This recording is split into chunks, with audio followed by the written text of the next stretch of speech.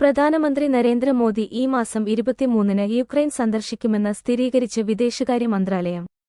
ആഴ്ചകളോളം നീണ്ടുനിന്ന ഊഹാപോഹങ്ങൾക്ക് ശേഷമാണ് മോദിയുടെ യുക്രൈൻ സന്ദർശനം വിദേശകാര്യ മന്ത്രാലയം ഔദ്യോഗികമായി സ്ഥിരീകരിച്ചത്. 2022 ഫെബ്രുവരിയിൽ യുക്രൈനിൽ റഷ്യൻ അധിനിവേശം ആരംഭിച്ചതിന് ശേഷം അവിടം സന്ദർശിക്കുന്ന മുതിർന്ന ഇന്ത്യൻ നേതാവാണ് മോദി. 30 വർഷത്തിനിടെ ഒരു ഇന്ത്യൻ പ്രധാനമന്ത്രിയുടെ ആദ്യ യുക്രൈൻ സന്ദർശനം കൂടിയാണ് ഇത്. ജൂണിൽ ഇറ്റലിയിൽ നടന്ന G7 ഉച്ചകോടിയിൽ വച്ച് യുക്രൈൻ പ്രസിഡന്റ് വോളോഡിമിർ സെലൻസ്കി നരേന്ദ്രമോദിയുമായി കൂടിക്കാഴ്ച നടത്തിയിരുന്നു. കഴിഞ്ഞ വർഷം ജപ്പാനിലെ ഹിരാഷിമയിൽ നടന്ന G7 ഉച്ചകോടിക്കിടെയും ഇവർ കണ്ടുമുട്ടി. യുക്രൈന് പുറമെ പ്രധാനമന്ത്രി നരേന്ദ്രമോദി പോളണ്ടിലും സന്ദർശനം നടത്തും. ഓഗസ്റ്റ് 21-22 തീയതികളിലാണ് പോളണ്ട് സന്ദർശനം.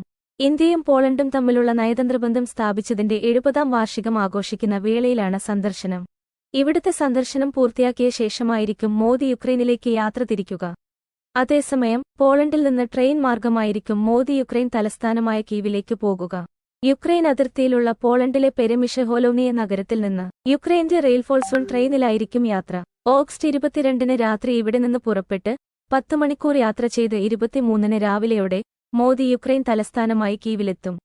റഷ്യൻ ആക്രമണത്തിൽ റെയിൽവേയുടെ വൈദ്യുത ശൃംഖലകൾ തകർന്നതിനാൽ തന്നെ ഡീസൽ ലോക്കോമോട്ടീവ് ആയിരിക്കും ട്രെയിൻ യാത്രയ്ക്ക് ഉപയോഗിക്കുക. കീവ് നഗരത്തിൽ ഏകദേശം 7 മണിക്കൂർ നേരം മോദി സന്ദർശനം നടത്തുമെന്നാണ് റിപ്പോർട്ട്. ഇതിനുശേഷം ട്രെയിൻ മാർഗം തന്നെ അദ്ദേഹം പോളണ്ടിലേക്ക് തിരിച്ചെത്തും. മോദിയുടെ സന്ദർശനത്തിനിടെ യുക്രൈനുമായി വിവിധ വിഷയങ്ങളിൽ ചർച്ച നടക്കും. സാമ്പത്തികം, വാണിജ്യബന്ധം, കൃഷി, അടിസ്ഥാന സൗകര്യ വികസനം, ആരോഗ്യം, വിദ്യാഭ്യാസം, ഫാർമസ്യൂട്ടിക്കൽസ്, പ്രതിരോധം, ഉഭയകക്ഷി ബന്ധം തുടങ്ങിയ വിഷയങ്ങളിലായിരിക്കും മോദിയും സെലൻസ്കിയും സമഗ്രമായ ചർച്ചകൾ നടത്തുക.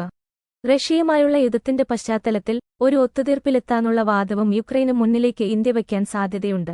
ഈ വർഷം ജൂണിൽ സ്വിറ്റ്സർലൻഡ് ആതിഥേയത്വം വഹിച്ച യുക്രൈൻ സമാധാന ഉച്ചകോടിയിൽ ഇന്ത്യ പങ്കെടുത്തിരുന്നു.